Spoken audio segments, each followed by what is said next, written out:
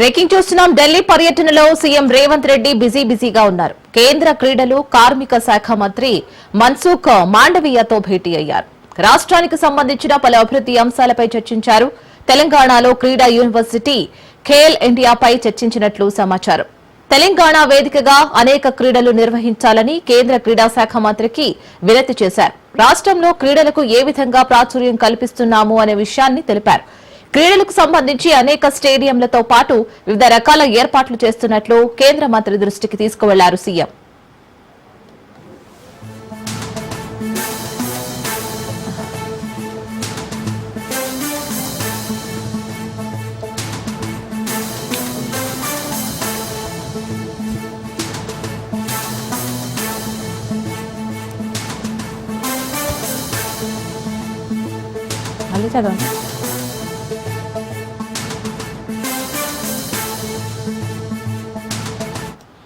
ఢిల్లీ పర్యటనలో సీఎం రేవంత్ రెడ్డి బిజీగా ఉన్నారు. కేంద్ర క్రీడలు కార్మిక శాఖ మంత్రి మన్సుఖ్ మాండవీయతో భేటీ అయ్యారు. రాష్ట్రానికి సంబంధించిన పలు అభివృద్ది అంశాలపై చర్చించారు. తెలంగాణలో క్రీడా యూనివర్సిటీ ఖేలో ఇండియాపై చర్చించినట్లు సమాచారం. తెలంగాణ వేదికగా అనేక క్రీడలు నిర్వహించాలని కేంద్ర క్రీడా శాఖ మంత్రికి వినతి చేశారు. రాష్ట్రంలో క్రీడలకు ఏ విధంగా ప్రాచుర్యం కల్పిస్తున్నాము అనే విషయాన్ని తెలిపారు. క్రీడలకు సంబంధించి అనేక స్టేడియంలతో పాటు వివిధ రకాల ఏర్పాట్లు చేస్తున్నట్లు కేంద్ర మంత్రి దృష్టికి తీసుకువెళ్లారు సీఎం.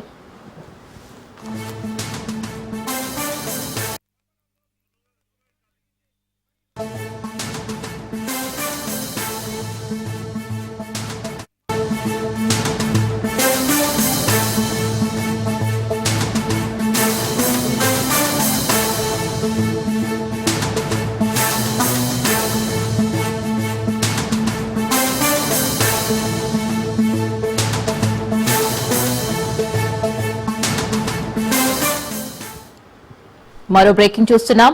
గాంధీ భవన్ లో ముదిరాజ్ సంఘం నేతలు ఆందోళనకు దిగారు. నామినేటెడ్ పార్టీ పదవులలో ముదిరాజ్ సామాజిక వర్గానికి న్యాయం చేయాలని నినాదాలు చేశారు.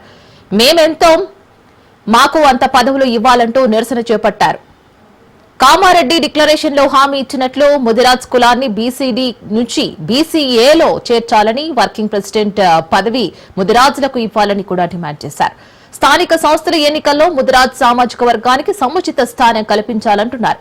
గాంధీ భవన్ లో టీపీసీసీ ఉపాధ్యక్షులు కుమార్ రావుకి వినతి పత్రం అందజేశారు ముదిరాజ్ సంఘం నేతలు.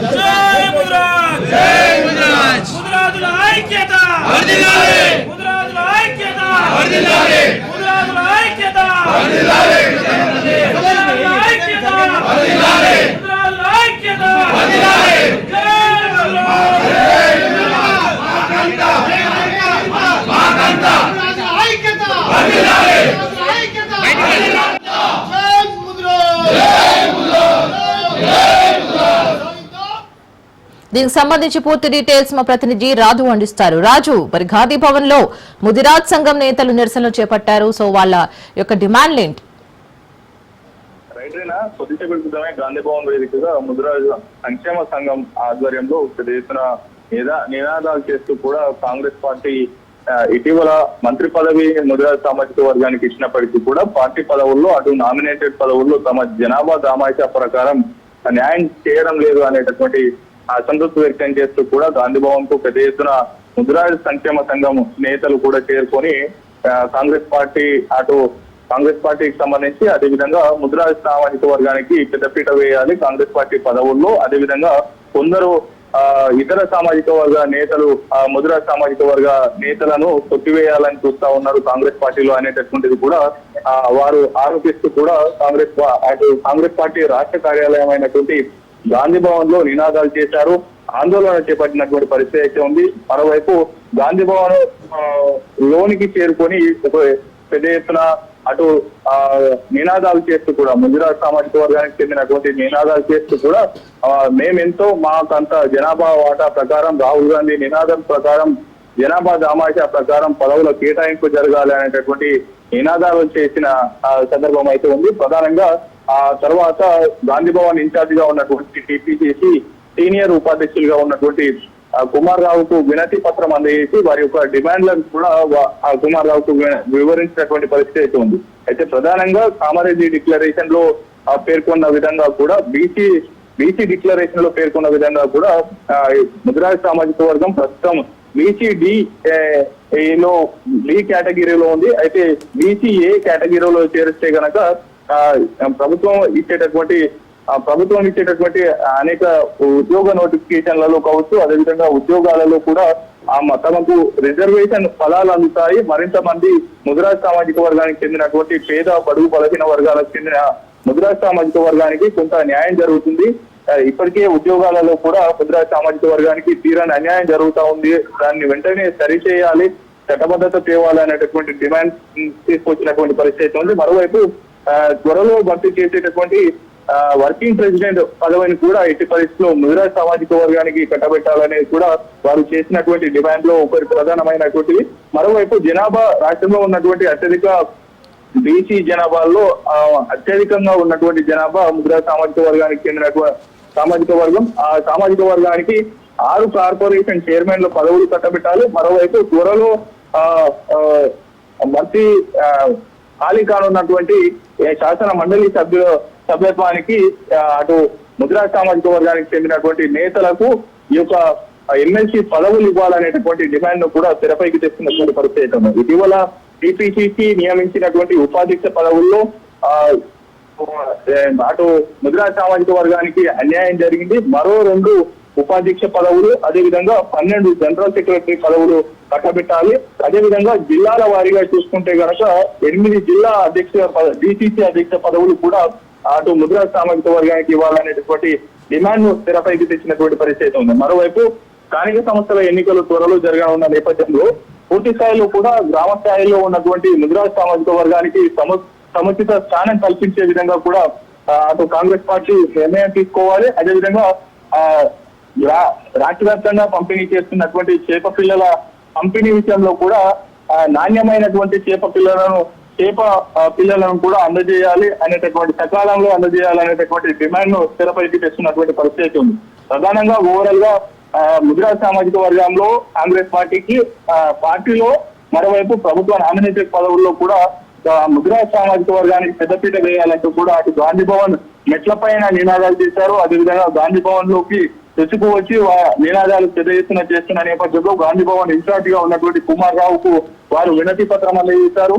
ఆ వినతి పత్రం తీసుకున్న తర్వాత దీన్ని టీపీసీసీ చీఫ్ నరేష్ కుమార్ గౌడ్ దృష్టికి తీసుకెళ్తాం, అదేవిధంగా మీనాక్షి నటరాజన్ దృష్టికి తీసుకెళ్తాం అనేది కూడా కుమార్ రావు వారికి హామీ ఇచ్చిన నేపథ్యంలో అక్కడి నుంచి వారు సామరస్యంగా పోలీసులు గాంధీ భవన్ వద్ద ఉన్నటువంటి పోలీసులు వారిని బుజ్జగించేటటువంటి ప్రయత్నం చేసి అక్కడి నుంచి పంపించేటటువంటి ప్రయత్నం కూడా చేసినటువంటి పరిస్థితి ఉంది. వరుసగా గాంధీ భవన్ లో టీపీసీసీ పదవులు కావచ్చు, అదేవిధంగా నామినేటెడ్ పదవుల భర్తీ ప్రభుత్వం చేస్తున్న నేపథ్యంలో ఈ వివిధ బీసీ సామాజిక వర్గానికి చెందినటువంటి గొల్లకుర్మ నేతలు కావచ్చు, ఇటీవలనే గాంధీ భవన్ వేదికగా గొర్రెలతో వినూత్న నిరసన చేపట్టినటువంటి పరిస్థితి అయితే ఉంది. అదేవిధంగా మున్నూరు కాపు సామాజిక వర్గానికి తీరని అన్యాయం జరుగుతా ఉంది. మంత్రివర్గంలో చోటు కల్పించాలని మున్నూరు కాపు సామాజిక వర్గం నేతలు కూడా ఇటీవల టీపీసీసీ చీఫ్ ని కలవడం జరిగింది. మరోవైపు ఇవాళ అటు ముదిరాజ్ సామాజిక వర్గానికి చెందినటువంటి నేతలు పెద్ద ఎత్తున నినాదాలు చేస్తూ కూడా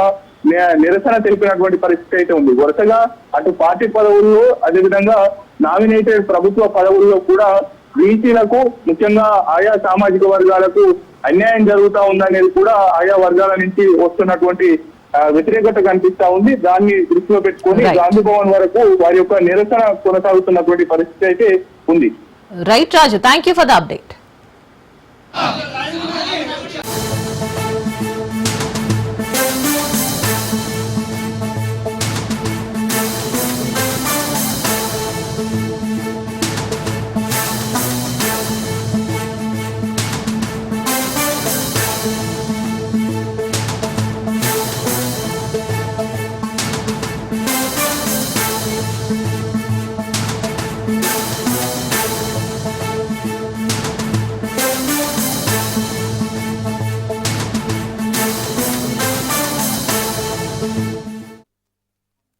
సిగాచి పరిశ్రమ పేలుడు ఘటనలో ఘరానా దొంగ మోసం బయటపడింది. బాధిత కుటుంబాలకు అందాల్సిన పరిహారాన్ని కాజేసేందుకు కేటుగాడి ప్రయత్నించాడు. మనోహర్ రెడ్డి అనే కార్మికుడు ప్రమాదంలో మృతి చెందాడని పటాన్చెరు ఆసుపత్రి వద్దకు వచ్చాడు ఓ అజ్ఞాత వ్యక్తి. తెలంగాణకు చెందిన ఓ ఎంపీ లెటర్ ప్యాడ్ తో లెటర్ తీసుకువచ్చాడు దుండగుడు. కంపెనీ లిస్టులో మనోహర్ రెడ్డి అనే వ్యక్తి పేరు లేకపోవడంతో అధికారులకు అనుమానం వచ్చింది. దీంతో అజ్ఞాత వ్యక్తి వివరాలు అడగ్గా 5 నిమిషాల్లో వస్తానని పారిపోయాడు దుండగుడు. సీసీ కెమెరాల ద్వారా కేటుగాడి కోసం పోలీసులు గాలిస్తున్నారు. This should not repeat again at any place. So that is my expectation. I cannot bring my brother back. But if any similar kind of experience happens, incidents happen, that is not good for anybody, not for bureaucrats and not for state, not even for common man. सारे लोग वहीं पे काम कर रहे हैं, अभी भी चर्चा कर रहे हैं, अभी भी मतलब हो सकता है निकालने की कोशिश कर रहे हैं, डीएनए सर्विस नहीं है, इसका भी जितना मैचिंग हो सके उतना मैचिंग करेंगे। हॉस्पिटल से सरकार जो भी कर सकता है सब पूरी आपकी मदद। సిగాచి పరిశ్రమ పేలుడు ఘటనలో ఘరానా దొంగ మోసం బయటపడింది. బాధిత కుటుంబాలకు అందాల్సిన పరిహారాన్ని కాజేసేందుకు కేటుగాడు ప్రయత్నించాడు. మనోహర్ రెడ్డి అనే కార్మికుడు ప్రమాదంలో మృతి చెందాడని పటాన్చెరు ఆసుపత్రి వద్దకు వచ్చాడు ఓ అజ్ఞాత వ్యక్తి. తెలంగాణకు చెందిన ఓ ఎంపీ లెటర్ ప్యాడ్ తో లెటర్ తీసుకువచ్చిన ఆ దుండగుడు కంపెనీ లిస్టులో మనోహర్ రెడ్డి అనే వ్యక్తి పేరు లేకపోవడంతో అధికారులకు అనుమానం వచ్చింది. దీంతో అజ్ఞాత వ్యక్తి వివరాలు అడగ్గా 5 నిమిషాల్లో వస్తానని పారిపోయాడు దుండగుడు. సీసీ కెమెరాల ద్వారా కేటుగాడి కోసం పోలీసులు గాలిస్తున్నారు. దీనికి సంబంధించి పూర్తి డీటెయిల్స్ మా ప్రతినిధి రాజు అందిస్తాడు. రాజు, ఒక పక్క డెడ్ బాడీస్ కోసం ప్రయత్నిస్తున్నారు టీం అంతా, ఈ లోపు ఇలాంటి కేటుగాళ్లు బయటకు వస్తున్నారు. అసలు ప్రెసెంట్ డీటెయిల్స్ ఏంటి? ఎవరు అతను?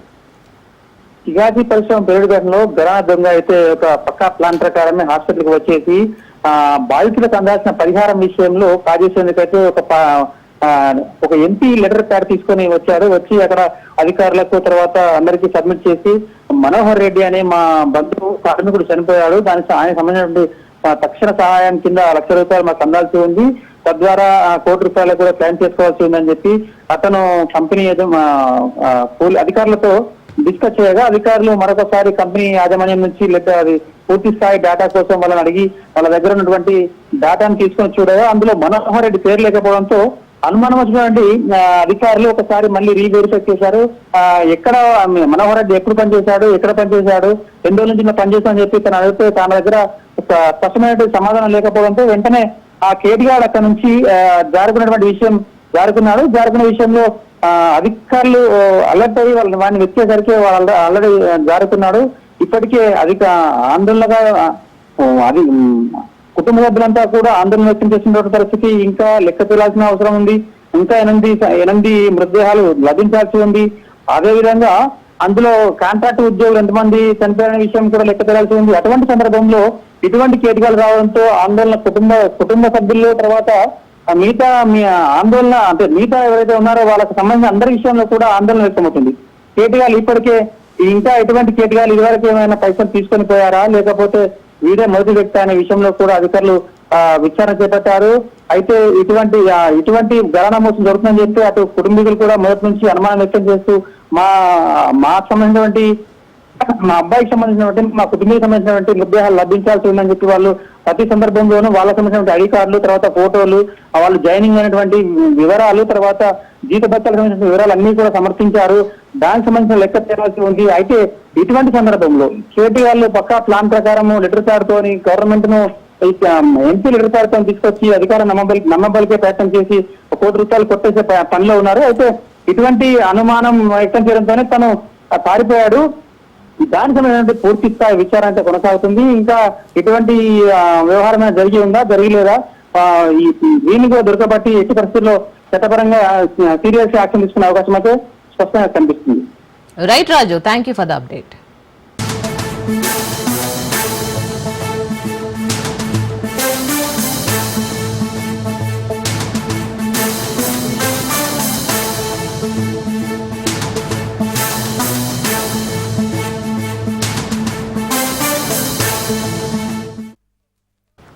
కామారెడ్డి జిల్లా అశోక్ నగర్ వాసులు వినూత్న నిరసనకు దిగారు. రోడ్లపై నాటు వేసి తమ నిరసనను వ్యక్తం చేశారు కాలనీ వాసులు. రోడ్లపై గుంతలు పూడ్చకపోవడం దురదృష్టకరమని అన్నారు. గుంతలతో ఇబ్బందులు పడుతున్నామని ఫిర్యాదు చేసినా పట్టించుకోవడం లేదని ఆవేదన వ్యక్తం చేశారు. తమ సమస్యను త్వరగా తీర్చాలని కూడా కోరుతున్నారు.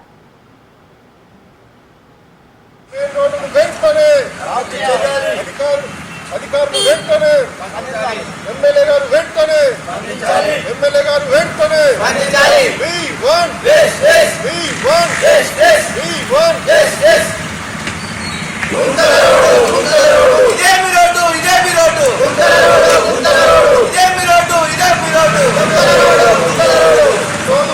అవస్థలు ముందు పట్టవా కాలనీ ప్రజలంటే ఇంత నిర్లక్ష్యమా? కామారెడ్డి పట్టణ ప్రజలంటే ఇంత నిర్లక్ష్యమా? అశోక్ నగర్ కాలనీ ఈ రోడ్డు సాధించడం కోసం అందరం కలిసి పార్టీలకు అతీతంగా మరి మాకు జరుగుతున్నటువంటి అవస్థలు ఇబ్బందులు దృష్టిలో పెట్టుకొని మరి గత 2 సంవత్సరాలుగా ఈ రోడ్డు ఎంత అధ్వానంగా ఉందో మరి ఇప్పటి వరకు కూడా అధికారులు కానీ గెలిచినటువంటి ఎమ్మెల్యే 20 నెలలు అయినప్పటికీ కూడా ఇప్పటి వరకు కూడా ఈ రోడ్డు పట్టించుకున్నటువంటి పాపన పోలేదు. 14 రోజుల ముందు మేము కలెక్టర్ గారికి గల్లీ వాసులు అందరం కలిసి మెమోరాండం ఇవ్వడం జరిగింది. ఆ రోజు జేసీ గారు ఉండే, కలెక్టర్ గారు లేకపోయిండే. ఇప్పటి వరకు కూడా 14 రోజుల నుంచి ఏ అధికారి కూడా వచ్చి ఇక్కడ పరిశీలించినటువంటి పాపన పోలేదు. ఇప్పటి వరకు మరి పరిశీలించలేదు. మరి ఈ రోడ్ అంటే ఇంత నిర్లక్ష్యమా? అశోక్ నగర్ కాలనీ వాసులు అంటే ఇంత నిర్లక్ష్యమా? ఈ 2 దారులు ఉన్నాయి. ఒకటి కమాన్ చౌరస్తా, ఇంకోటి అశోక్ నగర్ కాలనీ మెయిన్. ఇది ఎందుకు ముఖ్యంగా అంటే ఇక్కడ నుంచే మనకు కలెక్టర్ ఆఫీసు, ఎస్పీ ఆఫీస్, ఇక్కడ మనకు ఉన్నటువంటి స్థానిక ఎమ్మెల్యే రమణారెడ్డి గారి ఇల్లు, రమణారెడ్డి గారి అసెంబ్లీ ఆఫీసు, ఇక్కడ మదన్ మోహన్ గారి ఎమ్మెల్యే గారి ఇల్లు అశోక్ నగర్లో ఉంటుంది. అట్లాగే జిల్లా అధికారులంతా కూడా ఈ రోడ్ నుంచే వెళ్తారు. ముఖ్యంగా ఈ రైల్వే సంబంధించిన గూడ్స్ బండ్లు కూడా ఈ రోడ్ నుంచే వెళ్ళడం వల్ల చాలా ఇబ్బందులు అవుతున్నాయి. మరి ఇంతమంది ప్రజలకు అవసరం ఉన్నటువంటి ఈ రోడ్ని ఇంత నిర్లక్ష్యం చేయడం అనేది చాలా ఇబ్బందికరం. డిమాండ్ ఏంటంటే యుద్ధ ప్రాతిపాదికన 2 సైడ్ల డ్రైన్లు వేయాలి, మధ్యలో ఒకటి చాలా లోతు వస్తుంది, వర్షం 5 ఫీట్ల దాకా, అక్కడ కల్వర్ట్ వేయాలి. మెయిన్ రోడ్డు శాశ్వతంగా సీసీ రోడ్ వేసి పరిష్కరించాలని సందర్భంగా డిమాండ్ చేస్తున్నాం.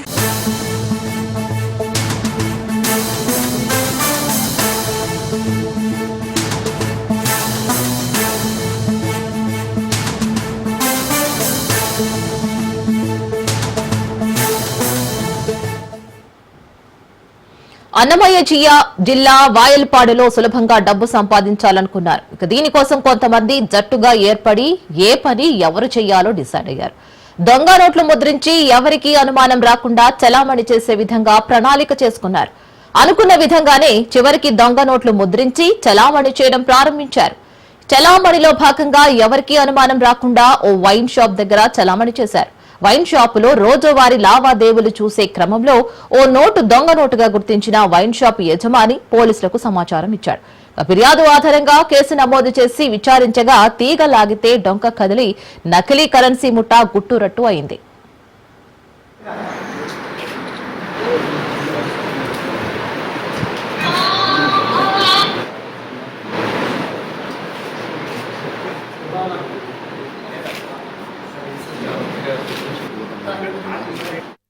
బ్రేక్ నోట్స్ నేను మాకు 26వ తారీఖు ఎఫ్ఐఆర్ అనేది నమోదు చేయడం జరిగింది. క్రైమ్ నెంబర్ 71/25 వాయల్పాడు కేసులో లక్కీ వైన్ షాప్ అనే వాళ్ళ దగ్గర ఒక 500 నోట్ ఒక అతను మార్చాడని చెప్పి వీళ్ళు కంప్లైంట్ ఇవ్వడం జరిగింది. ఒక 500 రూపీస్ నోట్ ఆధారంగా స్టార్ట్ చేసాం. అండ్ ఒకరు లక్కీ వైన్ షాప్ వాళ్ళని విచారించినప్పుడు వీళ్ళకి 1వ తారీఖున ఒక అతను 500 రూపీస్ నోట్ లేదు, మళ్ళీ అది సెకండ్ వీళ్ళు క్యాష్ డిపాజిట్ చేసినప్పుడు 500 రూపీస్ నోట్ ఒకటి ఫేక్ ఉందని చెప్పి వీళ్ళకి తెలియడంతో అనుమానంతో వీళ్ళు నిఘా పెట్టుకున్నారు. సబ్సిక్వెంట్ గా 28th, 26th అదే పర్సన్ అతను పారిపోతే మనం ఇమీడియట్ గా CCTV ఫుటేజ్ ఆధారంగా పర్సన్ ఎవరైనా ఐడెంటిఫై చేసుకున్నాం. అతను కలేష అని చెప్పి బయటపడారు.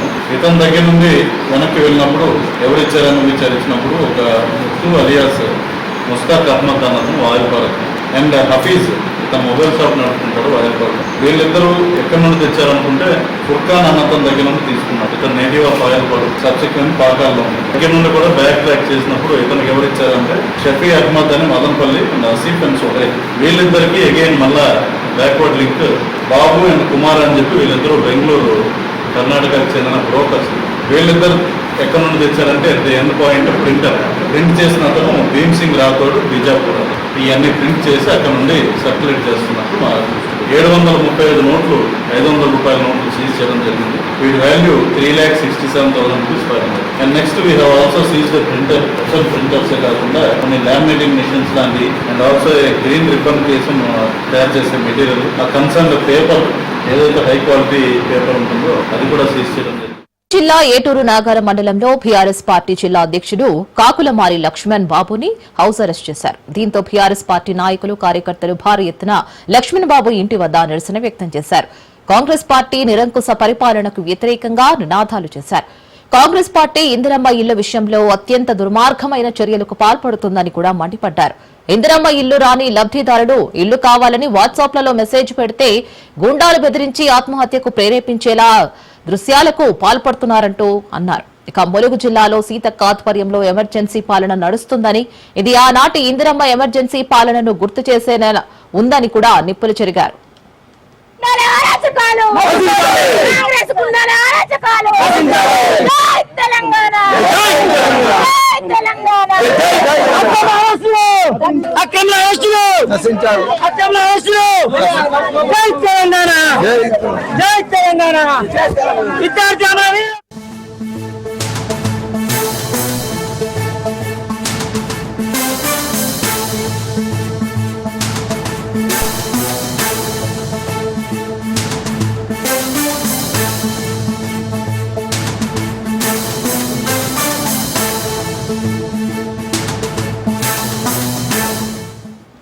మరో బ్రేకింగ్ చూస్తున్నాం. తెలంగాణ మంత్రి వాకిటి శ్రీహరి ఆసక్తికర వ్యాఖ్యలు చేశారు.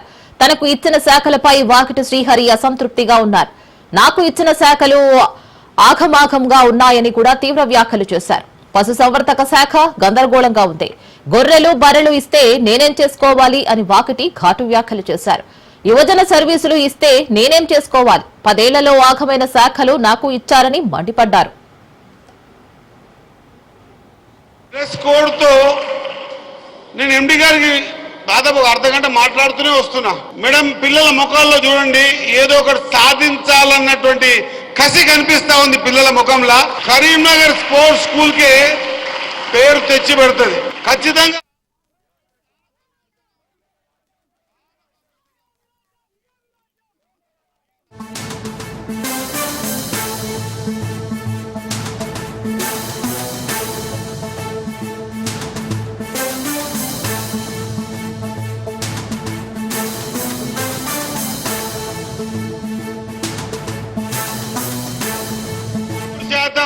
ఇంటర్మీడియట్ ని కూడా మేము యాడ్ చేస్తామని మాట ఇస్తా ఉన్నా. ఇది అవసరం కూడా ఇక్కడ. ఈ స్కూల్లో 4th క్లాస్ లో ఎంటర్ అయిన పిల్లగాడు. నేను మళ్ళొకసారి చెప్తున్నా, ఇక్కడ కలెక్టర్ గారికి, ఎండి గారు చెప్తా ఉన్నా, స్పోర్ట్స్ చైర్మన్ గారు చెప్తా ఉన్నా, నేను మీ చిన్నారులు కూడా చెప్తా ఉన్నా. మీరు మీ మంత్రి గారు అడిగారు, నేను దాన్ని శాంక్షన్ ఇస్తా ఉన్నా. ఇప్పుడు నేను మీ మంత్రి గారిని అడుగుతా ఉన్నా, ఇక్కడ 4వ తరగతిలో ఎంటర్ అయిన పిల్లవాడు ఎవ్రీ ఇయర్ నీ పర్ఫార్మెన్స్ చూపించాల్సిన అవసరం ఉంది. నీ పర్ఫార్మెన్స్ డే బై డే ఎదగాల్సిన అవసరం ఉంది. నువ్వు ఇంటర్మీడియట్ అయ్యే లోపల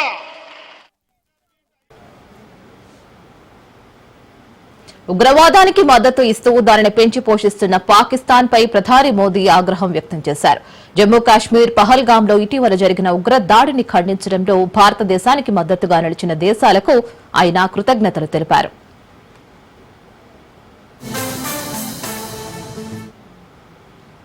బ్రెజిల్లో జరిగిన బ్రిక్స్ శిఖరాగ్ర సమావేశంలో ప్రధాని మోదీ ప్రసంగించారు. పాక్ ఉగ్రవాద మద్దతుదారుని, భారత్ ఉగ్రవాద బాధిత దేశమని, ఈ రెండింటినీ ఒకే త్రాసులో తూకం వేయలేమని మోదీ తెలిపారు.